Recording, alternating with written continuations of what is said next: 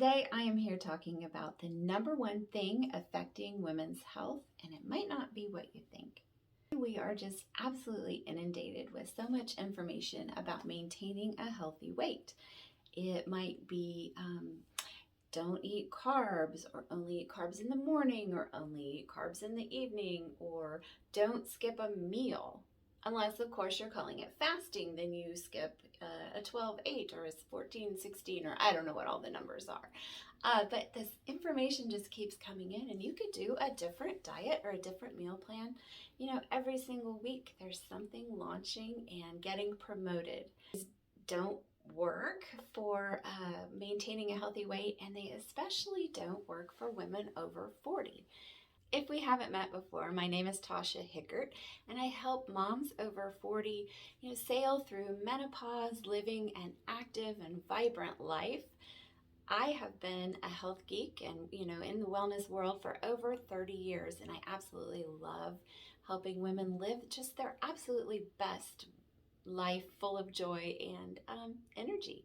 If you want to connect with me more, be sure to hit the subscribe button down below and the bell so you don't miss an episode. You can also connect with me on Instagram and Facebook. In my research recently, I have kind of been putting the pieces together as, we have all this information given to us, and I've tried a lot of it. I am your guinea pig.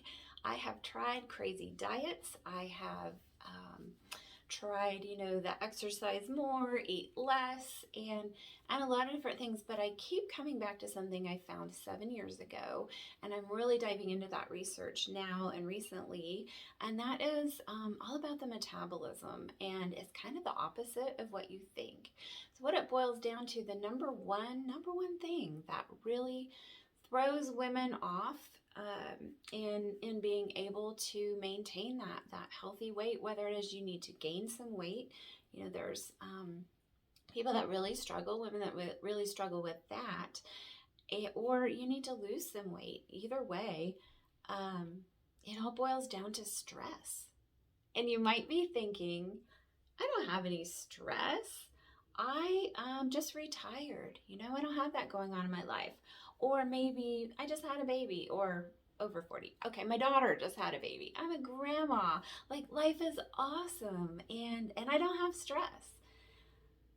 But you also might be thinking, maybe you're in the other camp and you're like, I have stress. I'm busy all the time. I don't have enough hours in the day. Oh my gosh, I'm so stressed. I don't need to think about stress. I don't need to be told another thing. Now I have to do more stuff in order to relieve my stress. But I'm going to offer some tips on how we can kind of get through that and get that stress relief in your body. There are two kinds of stress. So we're kind of a way to break it down into two. There's the mental and emotional stress, and then there's also physical stress. So I think most of us tend to think about the mental and emotional stress, right? That's, I have all these people needing things from me, or there's not enough hours in the day. I just can't possibly process all this stuff. I'm so busy is usually what it boils down to. And if you find yourself saying that, I'm too busy, I'm just using the word busy in your life all the time, you probably have some stress. And the best way to kind of pull that out and figure out what that stress is, and it doesn't matter whether you're mental, emotional, or physical, is journaling. Highly recommend journaling. And I was not a journaler. When I have heard this for years, I didn't do it. I thought that was silly. What am I going to write about? And until just the last couple of years did I really start doing that. And for me, it started as a prayer journal. And I would just spend some time in the morning, just in my little talking with God time, where I would, write about things I'm thankful for, things that I would like to see happen, prayer asks, prayer requests. And then it just evolved into a little conversation time and thinking through my life. So I highly recommend that. It's amazing how things will pop up there. And then most recently, in the last, I'd say 3 months, I read the book, The Artist's Way. I don't know if you're familiar with that. Very cool. And she challenges to do 3 pages a day. And I didn't think I was interested in that, but it is amazing to me the difference between doing 1 page to 3 pages. And I don't do like big pages. I have it, a journal. It's like I guess a half sheet page. But just the difference that comes out in the clarity for me on that 3rd page. So yeah, it's just stream of conscious writing that I do, and I highly recommend that because things will definitely pop up into your brain that maybe you just kind of subconsciously bury. So one of the tips for dealing with stress is start journaling. And if you can't do a whole journal, take some notes here and there, and then just throw them in a book or in a pile or something. You don't really have to go back to them. It's more just the process of doing it. But I do encourage that you actually do like handwriting, not typing. There's something about that mind hand process that's a proven thing in neuroscience that helps draw out the thoughts that are back there that we're hiding. So then the other side, and talk about physical stress. Physical stress is maybe not getting enough sleep. That's a huge one. And that can be obviously compounded by a lot of different things. But sleep is big. So track your sleep. Look at it. Can you possibly add 30 minutes a day? Just start there. Set a timer. I'm going to go to bed. I'm going to shut my phone off 30 minutes earlier than I've been doing, or shut the TV off, or whatever it is. And I'll talk more about some of these things in depth in upcoming episodes. But yeah, sleep is a physical stress. Believe it or not, exercise is good for you, but it is also a physical stressor on the body. And so, maybe you've always done some exercise, but you are wanting to lose some weight, so you started doing a lot of extra exercise, and that is definitely going to put your body into like, whoa, I'm undergoing a lot of stress. So then it kind of offsets what it is you're trying to accomplish. And then the same thing with dieting. You eat particular foods. Most of us tend to kind of get in a rut, and then you are going to follow a diet. So all of a sudden you're making huge changes to what your body's intaking, and your body's like, oh my goodness, stress. I need to do something. I need to accommodate something to make sure that I survive. I know that sounds harsh, but that's what our body is ingrained to do, is to keep us alive. And, it'll do anything possible. So after you've done your journaling, and maybe you've pulled out some areas where you could be working on, improving things, eliminating some of that stress, whether it's mental or physical, the other things that you want to consider are just your basic health requirements for your body to just really do its best living. And that, of course, is your sleep, is your water intake. It always comes back to the water, right? Sometimes people call me the water lady. And then eating your fruits and vegetables, that's a big one. It isn't necessarily, not eating certain foods, although it never hurts to cut back on sugar and caffeine, depending on where you are.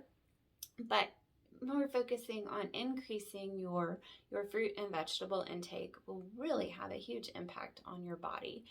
And I'm not going to say exercise. It really boils down to movement, especially after 40.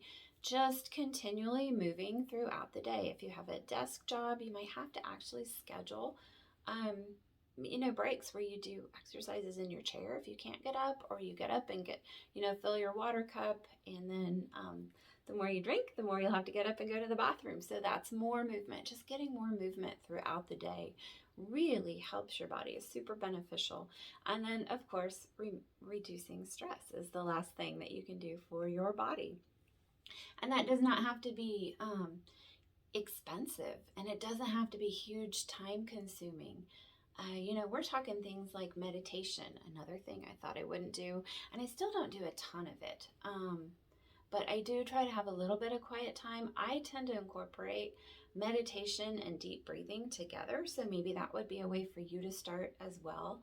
And, deep breathing exercises are amazing. You can just Google it or look here on YouTube, and I'm sure you will find all kinds of things. One way to start, if you don't even want to spend that time, is just what they call box breathing. And you're just going to count to 4 and breathe in. And I just draw a square. So breathe in for 4, and you're going to breathe in through your nose, and then hold for 4, and then breathe out through your mouth. And if you can, no one's around, make noise while you do it. Just push that air out for the count of 4, and then hold for the count of 4. And if you can do that 5 times in a row or more, some people will increase the count as they go, each time around, whatever works for you. But that is a great reset. That can be done at your desk. That can be done sitting in the car waiting to pick someone up. I know a lot of my life used to be spent in the car. So, just that quiet time, a little bit of meditation, some deep breathing is something that can be done in a short amount of time and cost you absolutely nothing. Then there's yoga. So that's going to, be some movement plus just some good mental, quiet, focus time for you. Great videos here on YouTube that you can utilize for free. There's also yoga studios that do an awesome job if it's helpful for you to actually go somewhere and remove yourself from your life. I get that. And so figure out what works for you. Walking is amazing. And you can double up on walking. You can find a podcast, maybe a meditation podcast, and you can pop that in while you do your walking. For me, I walk the dog. So the dog gets some exercise, I get some movement, and I get, out in nature, get some fresh air, and get that quiet time as we go around the block. So just some simple ideas for you to get started, removing that stress, and on your journey to living your best life. Don't forget, click that button below if you want to subscribe, and then also the bell so you get notifications and don't miss an episode. You can also connect with me on Facebook and Instagram.